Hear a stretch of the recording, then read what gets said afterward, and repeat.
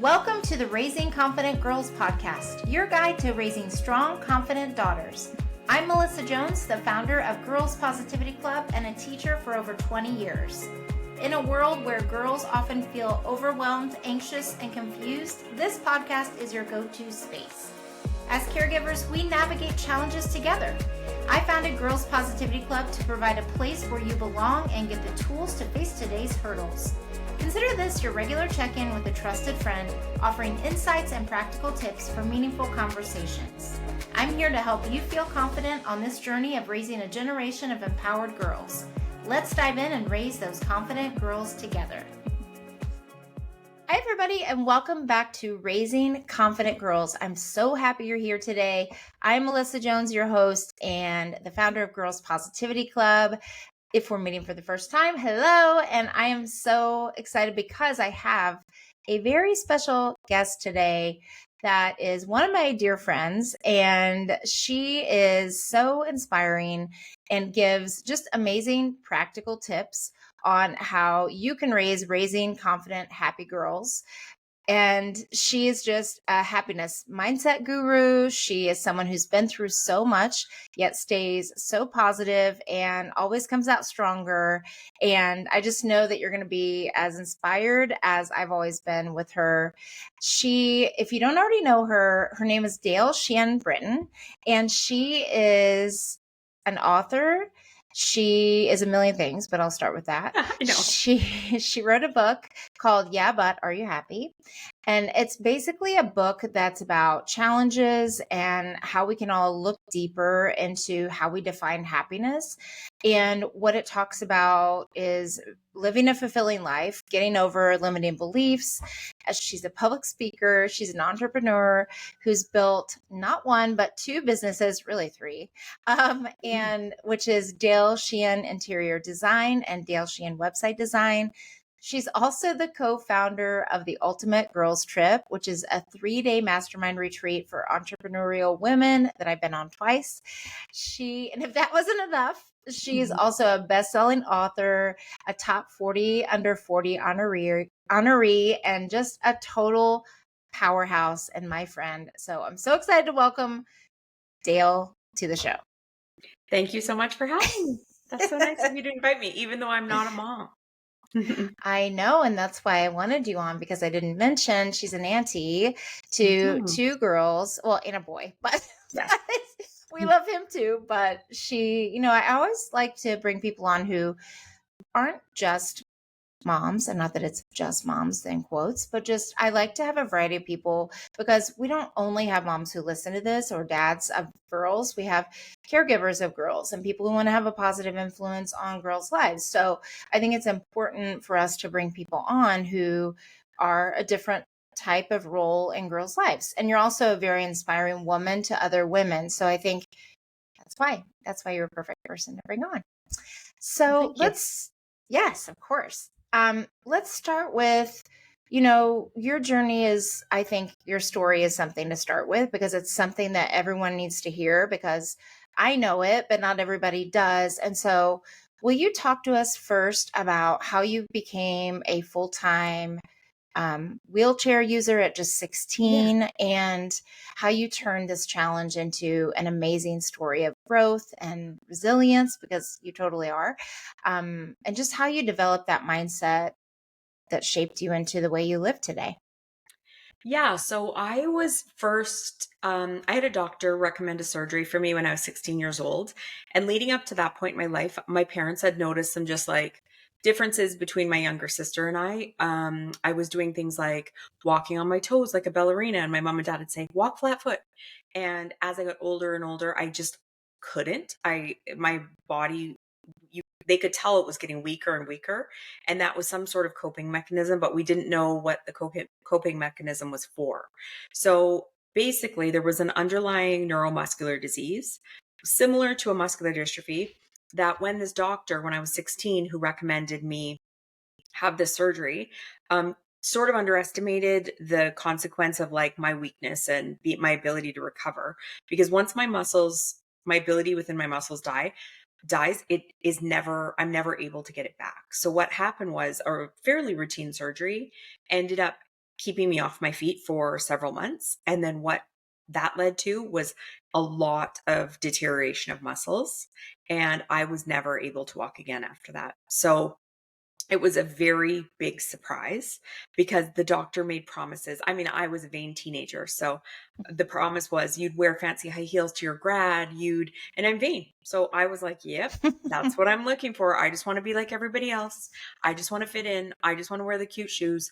I just want to be like all of my classmates. So I made the decision from very like teenagery eyes, and I trusted doctors and I trusted that bad things didn't happen to me and that I would be fine. And so after I went into that surgery and then I came out and I was never able to walk again, I had a whole bunch of like figuring out, I had a whole bunch of adult problems on my plate as essentially still a kid.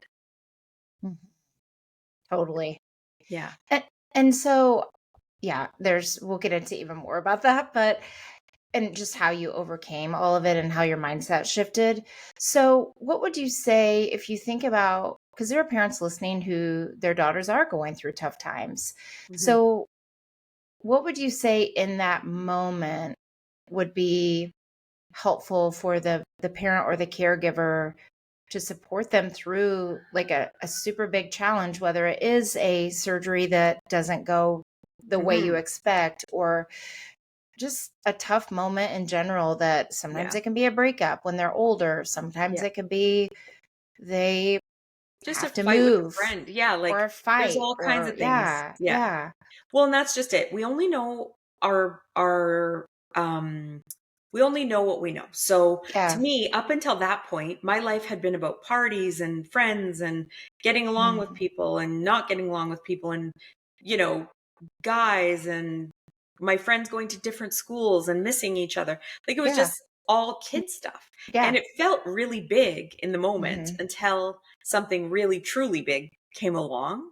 Mhm. And so my parents were amazing, and what they were very good at being super calm, and Mhm. they always said, "Oh, we can figure this out. We can figure this out." I had to borrow their confidence. I had to borrow Yes. their calmness. I had them as this like safety net that allowed me to just be like, okay, well, if they're saying it's okay, they're my like mirror for the world. So if they're Mhm. saying it's okay, it'll probably be okay because I Mhm. trusted them. I knew that they had my best, intentions at heart. So Yeah. my parents like calmness in everything, whether it was like, how are we going to afford to make our house wheelchair accessible, which it was not, and buy all of the like, Yes. equipment and stair lifts and all this stuff. They just didn't make it my problem. And when they did talk to me about it, it was like, oh no, this is the plan and we're going to get a stair lift. And they kind of had a game plan and left me out of some of the adult details and conversations.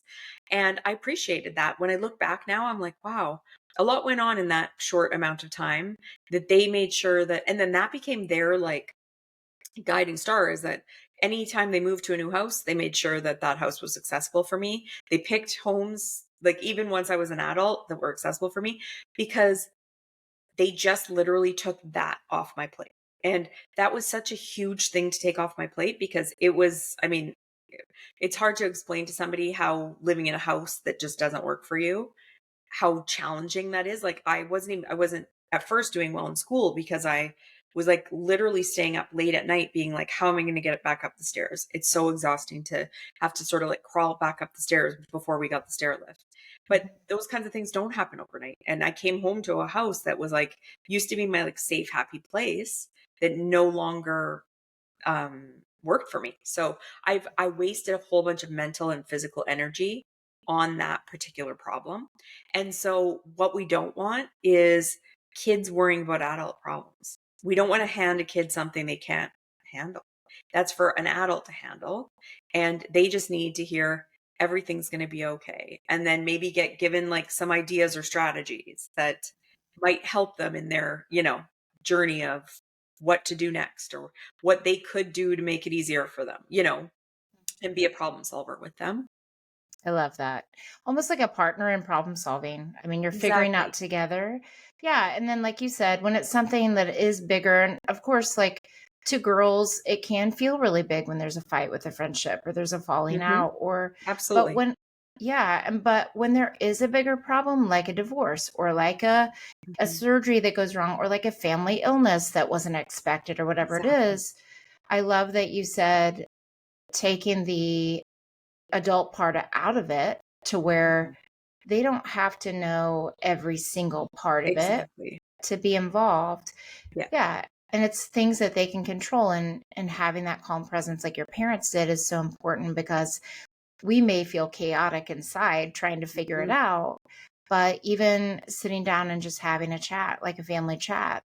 I know we just had to do this with my teenager. Like there was something that went wrong and it was a mistake. And we didn't scream and yell about it. I mean, we felt Mhm. like it in the moment and Yeah. let some time pass, but then you just sit and Mhm. figure it out Well, together. and I always think like things like money or Mhm. having those conversations. I know that you want your kids to understand about like the financial confident or like conflicts that go on in an adult's Yeah. life, but a kid can't work Right. at certain points in their life. So Right. to be like, we can't pay the mortgage now because of this, and this is Yes. like, that's heavy. That's too big for a Yes. kid's ears, you know? And like, had Yes. I known all the behind the scenes stuff going on, now I'm an Mhm. adult. My mom and dad are like, yeah, it was a lot. We didn't know what we were going to do. And they Yeah. ended up having like an association, like for my dad's job that he was like a member of. Mhm. They chose us as like the people that they raise money for every year as one of their donor, like they're people that got the money, and we got to buy some of the equipment that we needed because it was literally like hundreds of grand, Oh, few hundred grand overnight yeah. that we needed. So it was not something that anybody plans for. And Of had that been course. on my plate, I don't think I would have made it to school at all. I would have been so anxious. I Mhm. would have been, in a knot about the fear of what happens if we lose our house? Where are we going to move? What are we going to do? And I was Right. like a middle class person. So like money wasn't super tight or anything, but it also, we weren't so rich that it was just like, oh, buy all the stuff and get it in here right away. Um, Mhm. Really an average kind of family. And those are the conversations I think you really have to just make them make them not part of the kid's life, even by Mhm. accident. Like, don't think that they're not listening in the other room.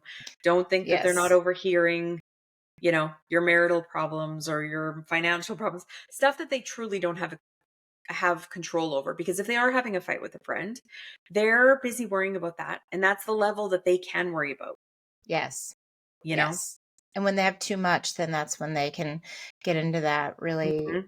trauma-based feeling or feel like they're Exactly. totally out of control, and then it can have all these other things. And I don't think parents ever do it intentionally, but No, it's of being course not. mindful. Yeah, yeah, of that, of all those things for sure. For sure. So when you wrote Yeah, but Are You Mhm. Happy? Do you want to tell them what you consider like yeah buts, and like Yeah. why you came up with that, and like how that helped with your resilient mindset and things? Yeah, for sure. It's like the framework that I live my life on because when I was first in a wheelchair, I would think like, oh, it'd be really cool. It'd be cool to like move away one day and not need my parents anymore now that I have all these mobility challenges and like go off to university, let's say. That was sort of Hmm. my first big thing that I really hoped to get to do. But as soon as I would think like a positive thought, I'd hear, yeah, but you can't do that because you need help. You need this. You don't have the ability to work. Like a lot of my girlfriends like got a job at the bakery, and it was like a very physical job in our town. So Hmm. like it was an easy job for teenagers and it was a great job for teenagers, but you had to be able to like walk around, carry boxes, do stuff, lift stuff. And I'm Yeah. like there's no job for me. Like I don't know how to work as an unskilled person to like make money and go to school. And so I basically had everything that came up that was even remotely positive of an idea or a thought. I would come up with a yeah, but statement on why it wasn't possible for me. And so Hmm. one day I just was like, gosh, I feel like I gotta stop saying "yeah, but" after. Like, I heard it in my head, I heard it, and if you start listening for it, you'll hear it in your head too. Whether it's, like, Mhm. as the mom, you'll hear, like, "Oh, I would love to quit my job and start my own business. Yeah, but we need the money," or, "Yeah, but I don't have the right education," or, "Nobody would listen to me," or, "I don't know how where I'd find customers," or whatever it might be. We all have "yeah, buts," and they're just limiting beliefs. They're all of our limiting beliefs. But now I had this really valid, backed up by anyone I told the story to, reason to really lean on my yeah buts. Like saying, "Well, I'm in a wheelchair. It's really hard for me." People don't look at you and be like, "You're just lazy and you don't want to do it." They look at Yeah. you and be like, "Yeah, that would be hard. Yeah. That is hard." Mhm. And so they kind of backed me up. Like people that Yeah. love me back me up. And so but I still had this pit in my stomach where I was like, I still would like to go off to college though. So Mhm. what can I do here? How is this going to look? I do not want to get left behind by my friends. Mhm. Everybody was going off to college and I was the one that was going to stay home in my small town and I didn't want to. So I did the research. I found a place that was a small campus. I found a place that I could live inside the school and not have to like go outside and fight the snow. And because I live in Canada, so it's very cold here and snow is a real element for a wheelchair user to have to consider. Mhm. So I found this great school and found a program, didn't even care what it was, just was like, who's taking people the last 2 weeks before school starts? I'll go into that. And I enrolled in a course because it wasn't about what I was learning. Right. It was honestly about independence. It was about disproving my yeah but and Mhm. building self-trust in myself that I was capable. And I enlisted my parents and I just said, like, I think I'll need like a wheelchair that had a motor, like a motorized one. And Mhm. I mean, I'm capable of physically pushing myself around Yeah. the house in a wheelchair. So I never really thought I would need that so quickly. But a big campus, I knew I could not manage because my Yeah. entire body is weak. So it's not something that I could have done. And so my mom is like a huge advocate. She's the kind of person that will find the answer to any the solution to any problem. And so she's like, well, there's all kinds of government grants and funding and we'll apply for everything. We'll get with the right, social workers and Mhm. find out everything there is to know about how to get support. And so before I knew it, I had a power wheelchair. I was going to school, college. I was taking a course I didn't even like, but I made all the friends. I had all the fun.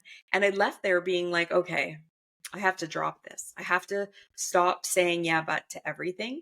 But every Mhm. single chapter of my life to this day presents me with a new challenge and a new yeah, but. So I'm Mhm. constantly having to flex this muscle and be like, I know this doesn't seem easy right now, but because I did that one thing or that 500 things along the way, it's proof that I can do it. And when you finally flip from saying, yeah, but I can't, or yeah, but it's not possible, to yeah, but what if I am happy? What if I am I get married? What if because I had yeah, buts about everything, not just Yeah. going to school or being independent. I had yeah, buts about what my career would look like. Because as Mhm. soon as I got out of college, I'm like, yeah, but now what? Because I'm now living at home. I have to fight the elements. I have to get into the building of my work. I'm not independent. Like I'm not very strong. So would I be able to like open all the doors and get out of the vehicle independently and get through the snow and park somewhere? And would I even be Mhm. safe in an underground parking lot? Like all the things that Yeah. like you literally run through. And then after I sort of sorted out my career ideas and all the things that I wanted there, I moved on to like, well, I'd like to get married one day. And then, Yes. what does that look like in a wheelchair? Does anybody want to date somebody in a wheelchair? And like, just because I'm in a wheelchair, am I not as worthy of finding love? And that never really sat right with me. And it was like, that's not the measure of what makes me interesting or worthy of receiving anything good in life. So why, but it was a very safe place to sort of stay because it was like, you're a, I was using it as my safety net to Yes. not get vulnerable, not get my feelings hurt, not go through all the very regular stuff that anybody who's dating and not finding the right guy has to go through, right? Yes. Mhm. So, Yeah. I love that. I love how you just figured out, like, I don't want to live that way. I don't want these limiting beliefs to run my life. And what I hear a lot from parents of girls, caregivers, teachers, they ask things like, my daughter thinks really negatively about herself, or she Mhm. lets, they don't say necessarily limiting beliefs, but lets negative thoughts or worry hold her back or things like that. And so, even with your nieces and your nephew, how would you say that um, help them with their yeah buts? I honestly, the thing about um my nieces and nephews is that I'm just like a persistent cheerleader. So Mm-hmm. whenever they say, and I honestly, I was visiting them a week ago and we were at one of their sporting events and we were all watching. And some of the kids in the crowd were actually some friends of ours kids, and they were watching their little brother play with my nephew who's the youngest, Mm-hmm. and they had just won, these girls, they're twins, and they had just won like the track meet, the hardest event in the track meet Yeah. kind of thing, and they're in the third grade. Mm-hmm. And their mom is very like, doesn't want to give them a big ego and doesn't want to. And so I said to her, I said to the girls, I'm like, you're amazing. You two are the bomb. No one can beat you. You're the best at everything you do. You're athletes. You're amazing athletes. Uh-huh. Like, and I just like went off. I popped off Yeah. on how excited I was for them because I was. It's Yeah. hard to beat all the kids in town at an event. Yes. Like they are amazing little. And she's like, don't tell them that. They're going to get big egos. And I said, I hope they do. I hope that when somebody, because somebody will come along and say like, you're not that good, or you're not pretty, or you're not smart, Mm-hmm. or you're not anything, whatever it might be, whatever it is that they want to be good at or is important to them, I hope that their mom's voice is actually in their head. I hope that their auntie's voice is in their head. I hope that their dad's voice is in their head. And it kind of overrides because they've literally been told so many times that they're the best and they're amazing and they're special and they're interesting and they're cool and they're smart and they're, whatever. Mm-hmm. So, and like one of the other things that I think is that I love about the way that my sister's kind of like raising her kids is that she prioritizes. And I'm not saying that um school isn't important, because I think like learning in school is extremely important, but Mm-hmm. I think the most important part about school is teaching your kids to be really kind to others, Mm-hmm. celebrate their wins as much as yours. And if you expect somebody to like cheer you on at the track meet, you have to cheer other people on too. You can't Exactly. be a taker about that. You have to be somebody that's like, my friends won the track meet, and be as Yes. equally as excited for them as you would be for yourself. Yes. And so I think that school is about friendship. And I think that's what's so great about Girls Positivity Club is that it's taking just the education piece as being like important, but Girls Positivity Club gives a whole set of tools around friendship, community, empowerment, Mm-hmm. self-esteem, all the good Mm-hmm. stuff. Yeah. I think, like you were saying, we want them to have their own voice of encouragement, Mhm. and their aunties, their uncles, Mhm. their all almost like their stadium of people Yeah, cheering they're inside of front them. row, you Yeah, know? they're front row. Yeah, I love that. Exactly. Hmm. Exactly. And like my nephew's really good at sports, but if he has a game that doesn't go exactly his way, like if he doesn't win, he's like, we sucked, and I'm like, Hmm. bud, and he's 7, so he's Yeah. just getting tools now. But Yeah. he says things like, well, we had such a bad game or whatever. And I'm like, you didn't. You lost by 1 goal.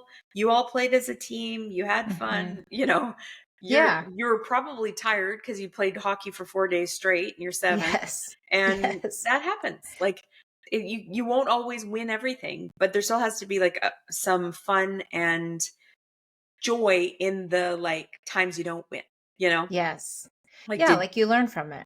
you learn from it and you take away the good parts of it. Like did you have a pizza party after, whether you won or lost? Because you like those too, or you like getting together Yes. at someone's house and getting to have a pool party after or whatever. Yeah. So there's good in all the things, and hopefully I'm encouraging them to see the good in everything. Yeah, and I'm sure you are. They love being around you. I know just from what Jamie has said, and you've described. And I think it's an auntie is such a special relationship. And I know mine have been in my life, and they have been my safe adults, my warm Mhm. adults in my life. And reflecting back, like I thought about who were the women in my life who really were impactful for me. And Yeah, my mom, of course.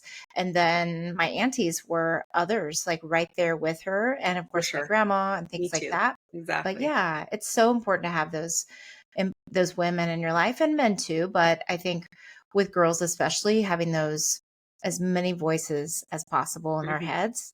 And boys, I mean, they need it too. And it's good that you're also saying it to them, because they need to hear it just as much. Because I think there's such a stereotype of strength, and boys are taught how Mhm. to be strong and all that. And, Hold to it all toughen in. up. Yeah, Yeah. hold it in. And it's like, no, it's Mhm. also okay for them to say how they're Yeah, feeling and that they feel that for way. sure. And yeah, and then working Yeah, and through their name all yeah their butts. feelings and all yeah. Yeah.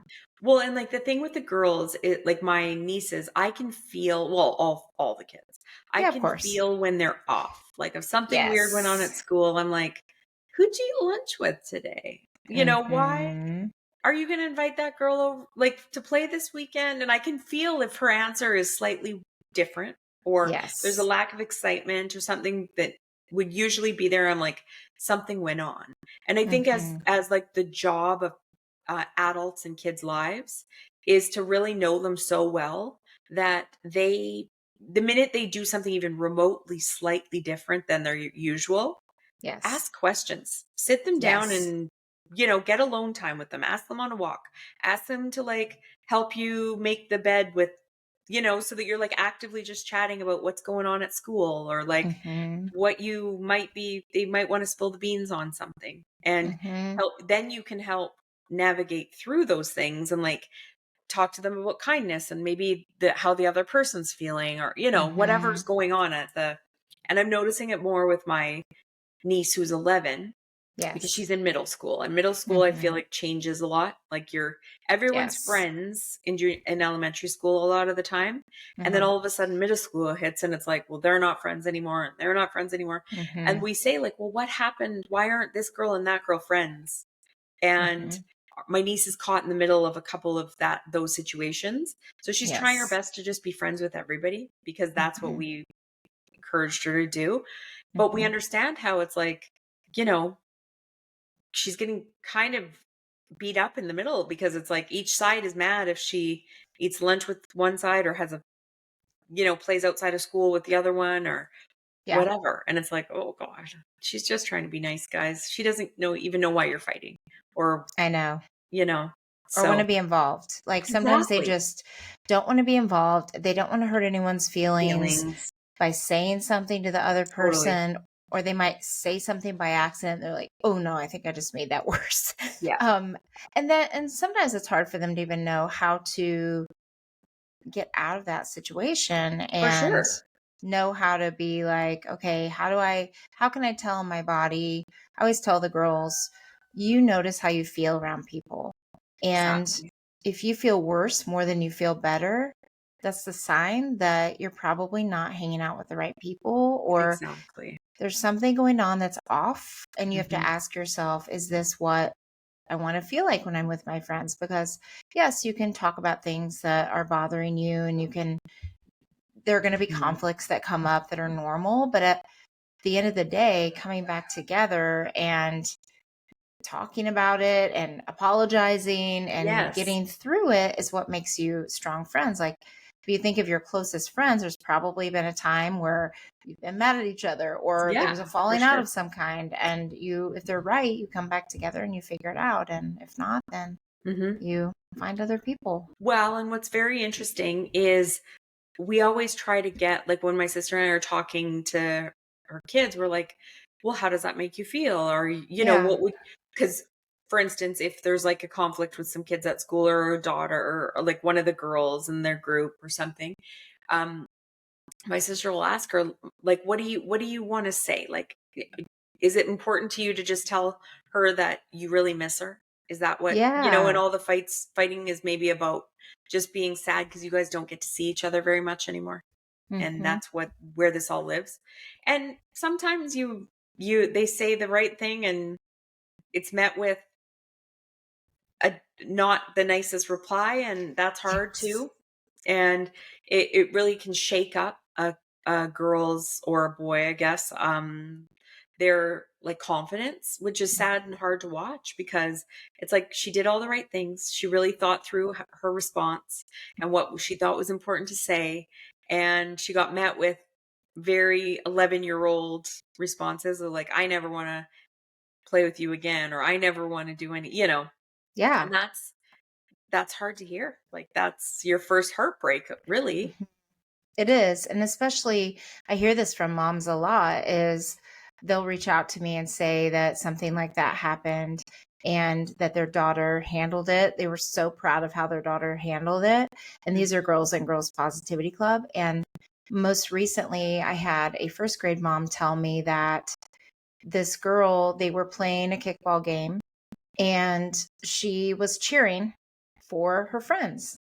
And this other girl turns to her, who she thought was her friend, and said, "Stop cheering. You're not doing it right and you're ruining it." And the little girl was like, What do you I'm know? going to keep cheering. Yeah. I'm Good for cheering for her. my friends. Yeah. Yeah. And her mom said that when she told her that, she wanted to come unglued and find out who this girl was, Yeah. and the natural Totally. reaction, like who is this? And her daughter was like, "But mom, I don't care because I know who I am, and I've learned that in Girls Positivity Club, and I don't need to make her happy about how I cheer. I just have to cheer for my friends, and Yeah. I feel good about who I am." And she was like floored. She told Yeah. me She's because like, she's like, this I is was so floored. nice. Yeah. Yeah, that she's like, "Oh my gosh, I For hope sure. she always has that." Like, and that's what you have to do, and just be like, there are going to be people that say, like you said, something off, and you're like, what?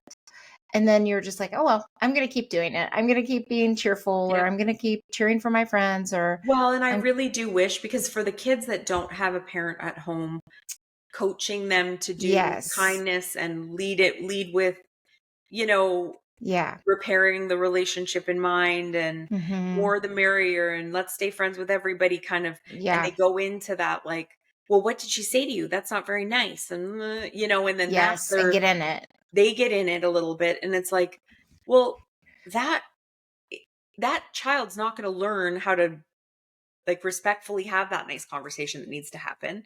Yeah. And truthfully, to please their parent, they might actually lean into the fighting a little bit because Mm-hmm. that's what they think their mom or their dad wants from them, because they're like Mm-hmm. sort of not giving them the greatest advice, and they're not realizing what bad advice it is. And it's not just for bad advice for 10 and 11 and 12-year-olds. It's bad advice right up through adulthood. It's not good Mm-hmm. friendship activities, like to Yeah. just really get mad and not have the conversation and walk away from every friend that you have the smallest disagreement with. So Yeah. yeah, it's like one of the things that, honestly, like if the kids lose a sports game, I'm like, oh, you'll get over it. Like I'm like, they come and Yeah. go. Yeah. Relax. You're playing another game in an hour.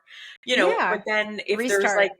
emotional hurt, Mm-hmm. I'm like, oh, so I don't want them to feel sad at night. I don't want them to I feel like know. they don't know who they're going to eat lunch with tomorrow and be nervous to go to school. I don't Yeah. want them to play with nobody at recess. That's the stuff Mm-hmm. that like breaks my heart. And it's why I wish that there was a girls positivity club in every single school, every Mm-hmm. elementary and every middle school in North America, because I think that for the kids, it's more important for the kids that don't have the mentors outside of school that walk them, handhold them. Because like the fact of it is that we're not born with these skills. Somebody needs to teach us Yep. conflict resolution. Somebody Mm-hmm. needs to teach us how to have hard conversations. Yep. Somebody needs to teach us that if we lead with like, I really miss you. So the reason I said that yesterday is because I felt X, Y, or Z, whatever you Yep. felt, Yep. and then have grace for others when they say stuff like, I really miss you, and that's why I did that too, Yep. and you both can come to a place where you forgive. But Yeah. honestly, these are adults. Most of us don't learn this stuff till adulthood because it's not really taught Mm-hmm. in school. And it's No. not really like something you go through properly, or you even share with your parents sometimes. So Mm-hmm. that's what's beautiful about Girls Positivity Club, is that you're talking about all these things, and I love Yeah. that.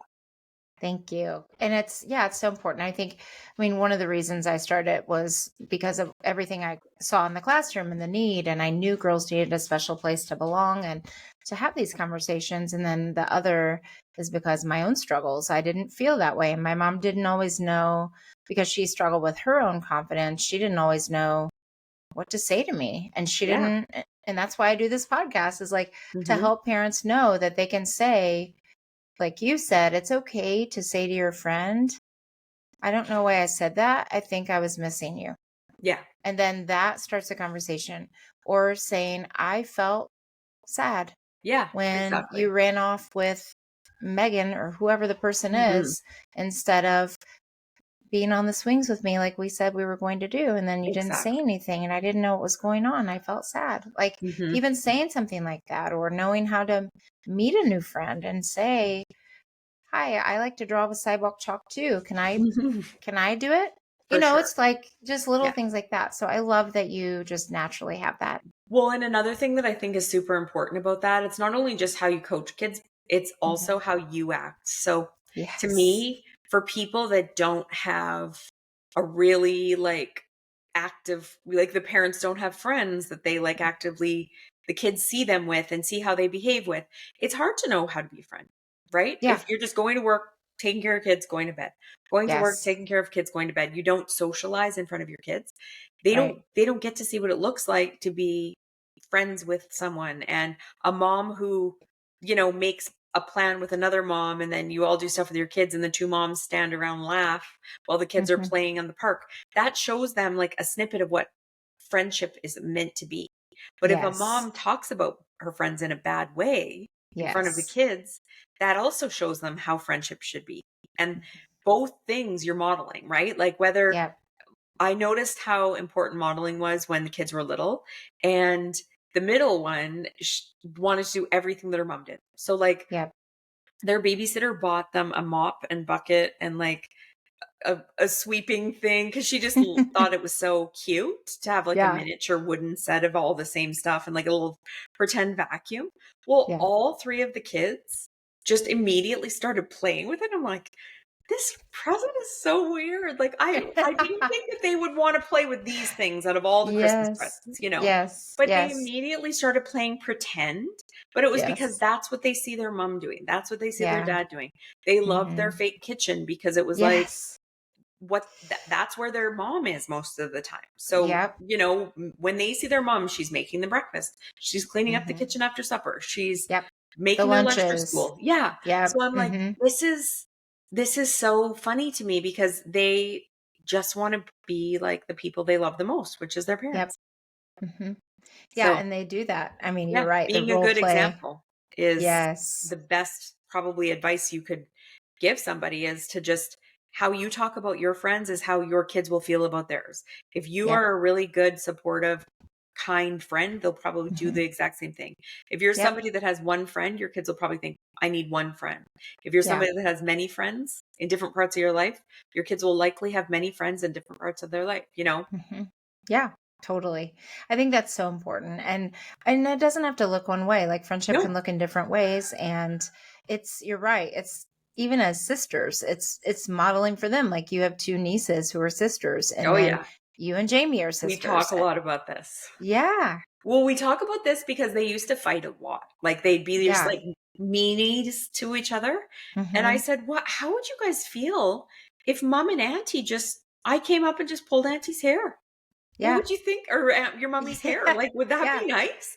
And Yeah. they're like, "No, you can't do that." And I'm like, "Yeah, well, it feels exactly the same way for us to watch you guys not get along and pull Yeah. each other's hair." Like I said, when you have to be best friends, your sisters, that's the best present you got in this whole life. You have each other.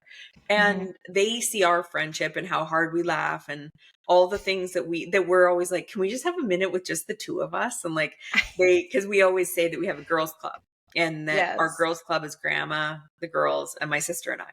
And Huh. so um sometimes my sister and I will be like, before all of you, it was just us in the girls club. And because we're always trying to like show them that we love each other the most so that they love each other the most. Like we're like, you guys are a team. Like you two are the same, you're a team. You have to stick together. And it didn't work and it didn't work and it didn't work until they were both like quite a bit younger than they are now, and they were scared to sleep in their own rooms. Like they weren't babies, but they weren't like Yeah.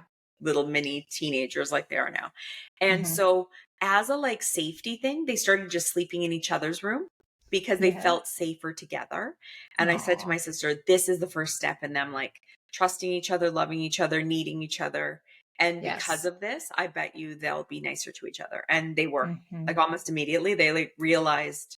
So now when I go to visit, they always want to have sleepovers because I stay with my mom and dad in the city that my sister and my parents live in.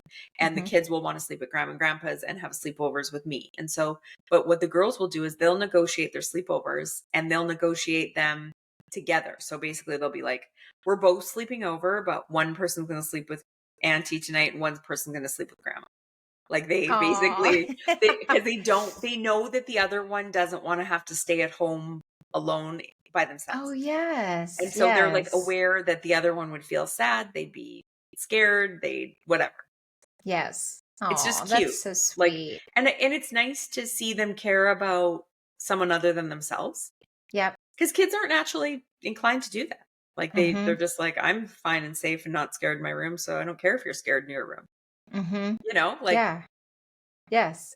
And so, it's showing them empathy too. And I think it's having mhm. those conversations with them of like, how would your sister feel if you went off and not that they can never do anything separately, No, but for sure. yeah, and I know you have your special times with each of them individually, but it's also cool that you almost made your own community by calling it the Yeah. girls club, but you're all in the girls club together and Yeah. it's yeah, just having those little moments with them and those are the things that they're going to remember and they are each other's best friends and we don't always see that in the moment, but it's Mhm. good that they're developing that relationship together even like we're all on the same team and I think that's another thing that it's so important with girls is like not seeing other girls and women as we get older as enemies For sure. and I mean you and I've had so many conversations about just other people because there can be a limiting belief that creeps up for girls and women that's like oh she's good at it so I Mhm. don't know if I should do it, or I'm not going to be as good as her, or all these limiting beliefs around self esteem and like comparison and holding yourself back basically for Mhm. not wanting to see if you really are as good as or For sure. whatever. And I know for me, it's been like there can be people doing multiple things that are the same as you, but only you Mhm. can do it your own way. And Of course.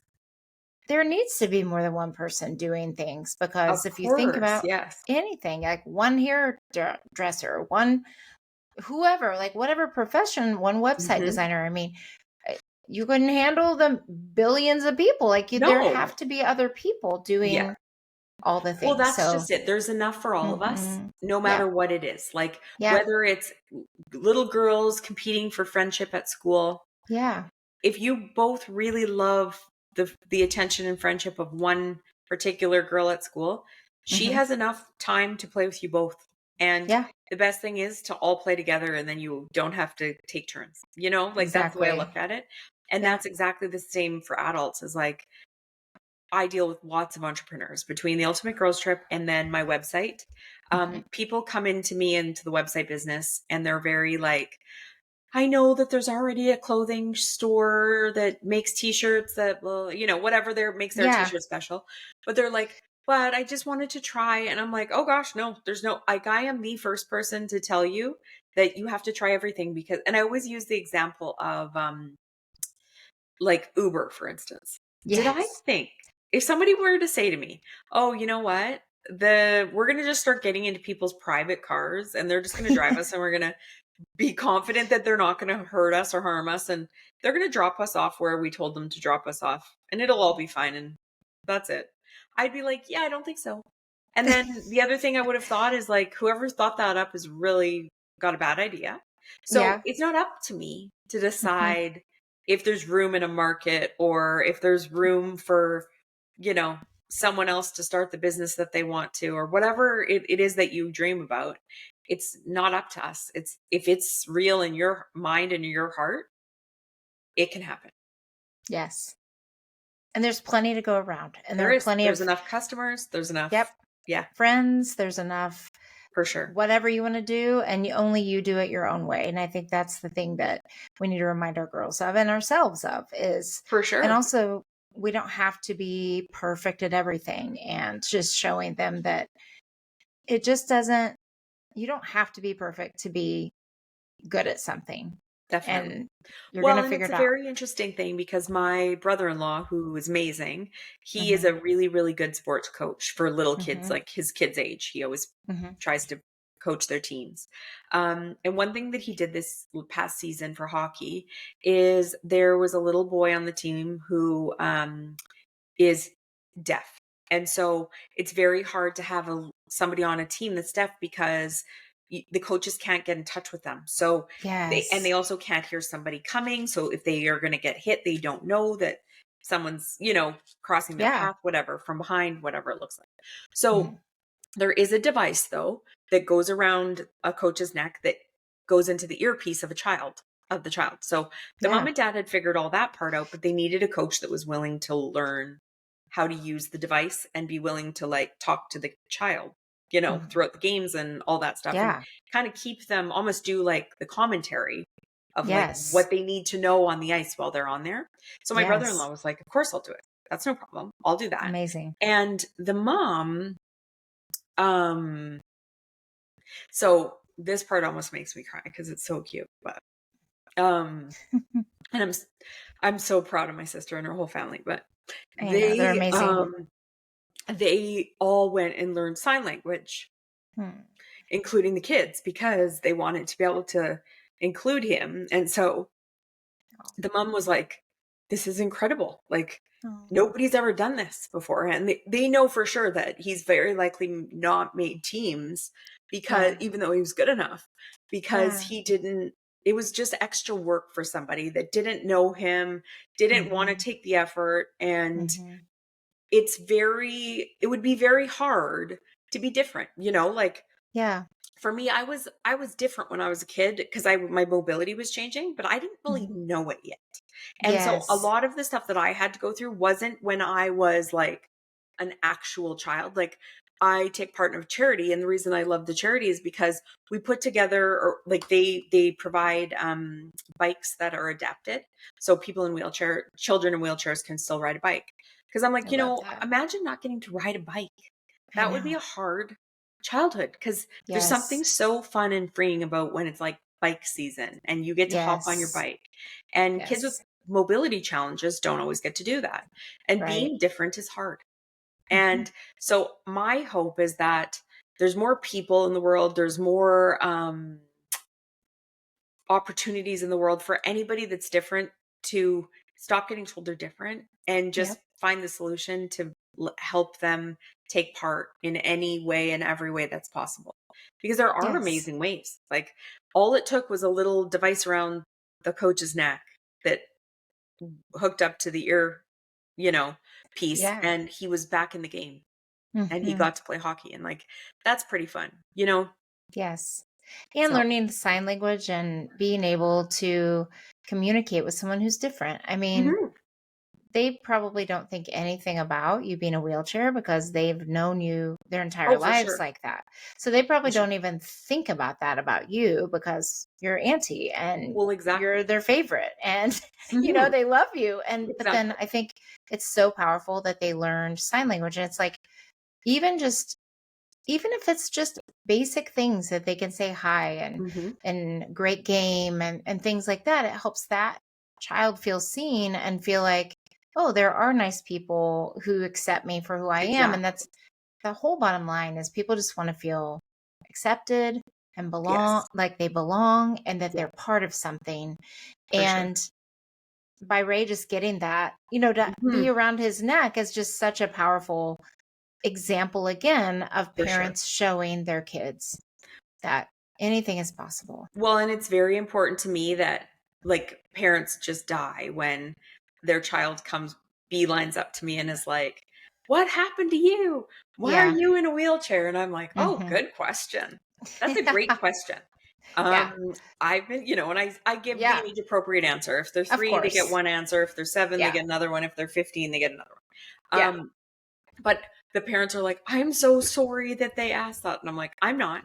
If they're wondering, I would rather they ask. And Yes. I'm glad they felt confident and safe enough with me to ask. Yeah. And I've even had, like, I had a mom, a little girl came up to me in the mall and she said to me, like, what happened to you? And my nieces were there with me and they're like, this is going to go really bad. And I was like, oh, thank you so much for asking. And so we had a whole conversation and the mom was mortified. The mom Yeah. was Aw. like but then at the end she said to me, thank you so much for answering her questions.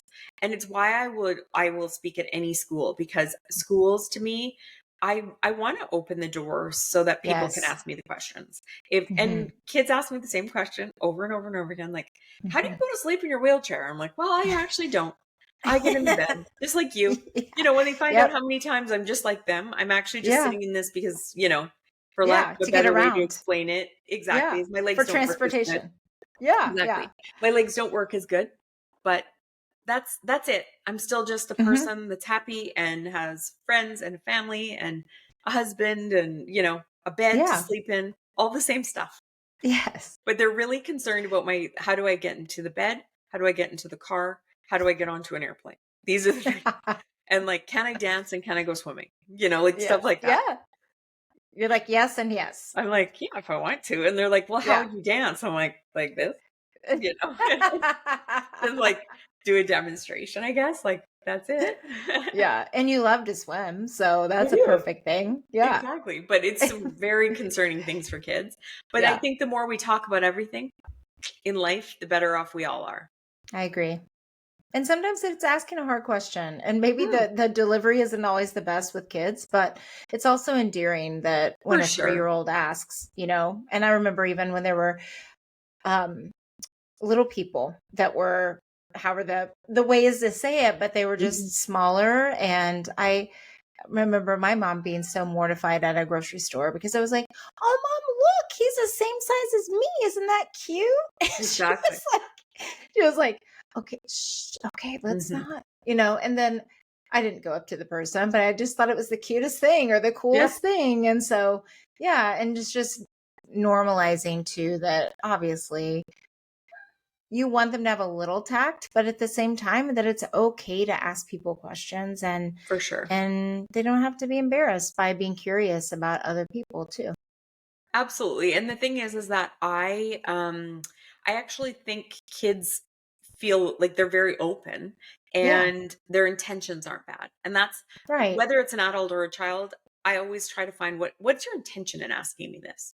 Because if Yeah. it's just like to understand why I'm in a wheelchair, that's fine. Mhm. You know, Yeah. I quite often get like I'll be standing in line at a store and the person in front of me or behind me will be like an adult and they'll say, "Oh, I'm so sorry you're in a wheelchair." And I'm like, "It's all right. I'm I'm fine with it." Like would I Yeah. choose tomorrow to take the magic pill if it came along to not be in a wheelchair? You bet. I absolutely Of would. course. Yeah. But it certainly hasn't slowed me down. It hasn't changed my happiness. It hasn't Mhm. changed my outlook on life. I'm very lucky that all the opportunities I have gotten as a result of being in a wheelchair, as weird as that sounds, it's like there's always silver lining to everything that's hard in life. And I had to start growing up at 16 instead of maybe 18 or 20 or whenever I would have Mhm. done it normally. But I had adult problems, so I had to start thinking with adult mindsets, and I had to literally start doing my self-help journey back then. Yeah. So, but now I've And been it in a served wheelchair you longer well. than I've been in a walker, so I don't even know what it would be like. Yes. Well, and you do amazing things. Like I just love being your friend and seeing you thrive and all the things. And I don't even think about that about you anymore. Like it's so funny because once you know someone as your friend, just like, no, that's my friend. Yeah, And I know like we knew each other, we know this, but the people listening don't. But we didn't meet each other in person for several years right. Yeah. because we met online. And people, when I tell them that, I'm like, oh, yeah, I have really close friends that I've never even met in real life. And they're like, what? That's so Yeah, weird. And it's how? like, Yeah. And Very you're like, late. it's actually not. But Mhm. then when we met, I know we both just said, it just felt like, oh, there's my friend. Like Oh, when yeah, we were for in sure. real life together, it's like Mhm. we didn't even miss a beat. So Well, and it's one a of the nicest, like, kinda compliments I've ever gotten is somebody said to me once, "You being in a wheelchair is about the 25th most interesting thing about you." And I was like, exactly. because a lot of times what happens is something like a big hard event in your life Yeah. frames who you are, and that's the core of who you are, and then everything stems out from that. All your Right. kind of like, I always look at it almost as like when you're brainstorming and you write the center thing in the page of what you want your Hmm. story to be about. And Yeah. for me, my story is not just about that. Hmm. It's like it happened, but everything else about me, my like core value is happiness. Yep. So everything that comes out from my like web of brainstorming on how to create happiness has very little to do with me, my incident of being in the wheelchair. Yep. And I love that about you. Speaking of that, to end, like you said, being happy is your centerpiece Mhm. of your web or your story. What would you say to parents or caregivers of girls to help their daughters discover what true happiness is for them, especially in today's world where there's so much pressure to be a certain way or do a certain thing or just whatever? Like what would you say is something they can do to encourage them to discover their happiness? For me, it's twofold. So, as the parent, you don't have control of their friends or what goes Mhm. on at school, or but what you do have control over is you have control over their life with you. So, Mhm. I think creating special moments where you guys go for a walk or you do things just the two of you, and like that brings your daughter or son a lot of joy. Having Mhm. one-on-one time with you, going for a coffee at Starbucks if that's the age Mhm. they're at, and that's like not a coffee, but like a fancy drink. Yeah. Um, Carving out time where they know their time with you is their best time. Whether Yep. things are good at school, whether things are bad at school, the minute they're done school, they know they're coming home to you and you are safe and you are their person. Yep. That's like the first part. The other thing that I think is incredibly important is fostering anything that they love or want to try. Because I think Yes. we get a lot of self-esteem from excelling at something, being good Mhm. at something. So if you are great at art, tell them they're an artist. Put them in art classes, anything that brings them joy, that's an activity that they can, link their heart to and be like, I'm an artist and I love creating art, or I'm a athlete and I love playing sports. Mhm. Put them in as many sports as they have time for. Put them in Yep. all the things that interest them, because that's the stuff that maybe they don't have great friends at school because it's a tough school or a tough grade or they have a tough group or something going on. But what if their Yeah. sports friends are actually their soulmates? But Yep. you have to put them into the sport or you have to put them into the art class for them to find that Mhm. soulmate. And Yep. then foster those good relationships. Like you were saying about Yes. ask the kids who makes you feel good and like who we could make more plans with. Mhm. Make those plans with those kids, because Mhm. those are the good kids. Those are the kids that you want your child spending more time with, because that Yep. will lift them up. Yep. And they're not always the school kids. They're not Sometimes, like you always. said, there are other people and yeah, spending more time around them and maybe then in that other setting where they don't feel great. And not that that couldn't change, but maybe that's not where they put all of their friendship energy. Maybe it's like you said, toward their Mhm. sports friends or their camp friends or their whatever. Yeah, And that's the way it is. exactly. Yeah. Well, thank you so much for being here. I've loved having you, and I just knew you would be amazing because I know Well, you thank so you for well. And having me. yeah. And the biggest compliment you could give is to share this episode with someone that you think it could help. This could be an auntie, a caregiver, another parent, your sister, because this would be just a gift for them to get to know Dayle. And before I forget, do you want to tell them about where they can find you, follow you, and learn more Yes. about your podcast? Yeah, for sure. So my sister and I actually have a podcast called Proof It's Possible, and it's on all the major streaming locations, as well as you can look us up if you want to come on our Ultimate Girls Trip. You can join the wait list at ultimategirlstrip.com. No, sorry, proofitspossible.com. And Mhm. then you can also follow us on the Ultimate Girls Trip, and it is ultimate_girls_trip. Love that. And it's amazing. I've been twice, like I said. I hope to go on many more. Yes, And we love until having you. next, I love being there. Until next time, keep raising those confident girls who have great friends and find their happiness. We'll see you next week. Thanks for joining another empowering episode of the Raising Confident Girls podcast. Share today's insights with caregivers and friends, building beautiful relationships with strong girls. Hit subscribe so you never miss an episode. We're not just a podcast, we're a community. Follow Girls Positivity Club on social media for more empowering content on Instagram, Facebook, TikTok, and YouTube. This podcast empowers you, supporting incredible girls. Let's create strong, beautiful relationships with the girls in our lives. I appreciate you listening today. Stay confident, stay connected. Until next time, keep raising those confident girls. You've got this.